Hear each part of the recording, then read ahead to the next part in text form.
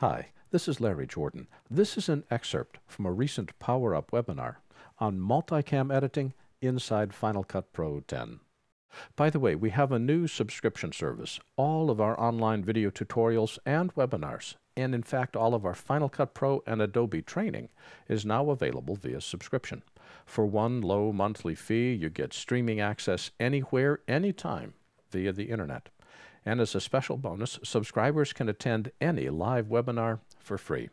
This is a fast and low-cost way to access all of our online training, and to get more information, visit larryjordan.biz/subscriptions.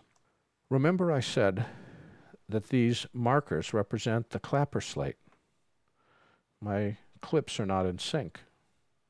It'd be really nice if I could get them in sync, and this is so cool because there's two ways to do it. One is automatic and the other is manual.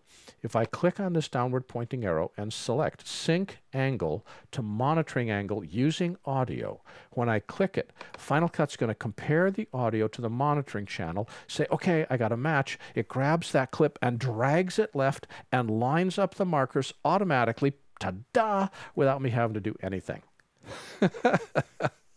And the monitoring angle is the one represented by these two icons up here.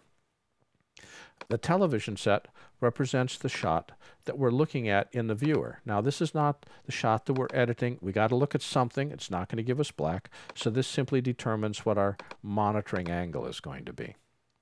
Just as we have monitoring video, we also have monitoring audio. So as I'm scrolling through or skimming this, what it allows me to do is the video comes from my third angle down here, and the audio comes from the first angle. Well, let's just try something different. Let's say that for some reason I forgot to record audio in that 3-shot. So I can't use the automatic synchronizing that's built into Final Cut 10 because there's no audio on the third clip. But I did use a clapper slate. Can I get them synced up? And the answer is yes. And here's how this works. This is a very specific set of steps. It took me a while to learn it as I was practicing. So you put your playhead on the point that you want to synchronize. So I'm using control semicolon, and that moves me to the previous marker. So it's now parked on the marker, and it's parked on the marker on my monitoring track. Then I go down to the angle that I want to synchronize, click, and I say sync to monitoring angle. If we say using audio, sync is automatic. If I say sync to monitoring angle, I get to manually do the sync.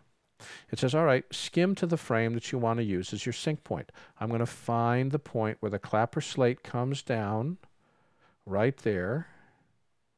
And when I click, watch what happens to this angle in 2, 1, woof. Boop, there it is, all synced up. And as I look, all 3 of my angles are now all synced at the same point so I can see what's going on. Very, very cool. So that's how I create sync. For the complete version of this online training, please visit our store at larryjordan.biz/store and look for webinar number 64. Thanks.